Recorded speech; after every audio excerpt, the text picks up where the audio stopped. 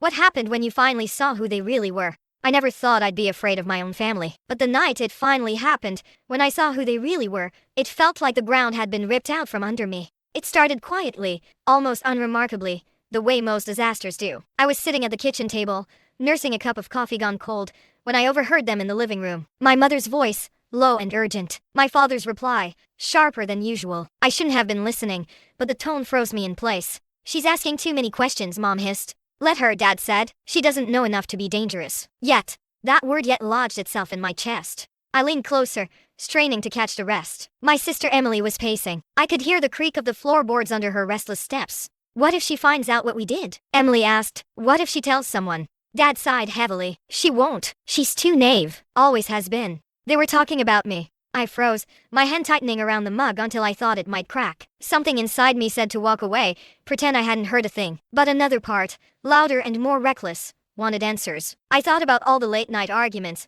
the money that disappeared without explanation, the way Emily sometimes came home with scratches on her arms she couldn't explain. I stepped into the living room. "What exactly am I supposed to not find out?" I asked, my voice steadier than I felt. The room went silent. My family turned to me like I was a stranger who'd walked in uninvited. Dad's jaw tightened. Emily stopped pacing. Mom forced a smile, but her eyes darted nervously. "You shouldn't sneak around like that," Mom said. "It's rude." "You were talking about me," I pressed. "What's going on?" For a moment, nobody spoke. Then Emily laughed, brittle and too high-pitched. "God, you're paranoid. We weren't talking about you." "Yes, you were." Dad stood. His height always made me feel small, but tonight there was something in his expression that made my skin crawl. Cold, calculated. "You're imagining things," he said. "Go to bed." But I couldn't. I wanted the truth, even if it burned. "Tell me," I demanded. "What did you do?" Emily's eyes flicked to Dad. Mom's fingers twisted the hem of her sweater. And then, in that silence, I understood. They weren't protecting me. They were protecting themselves. Dad moved closer,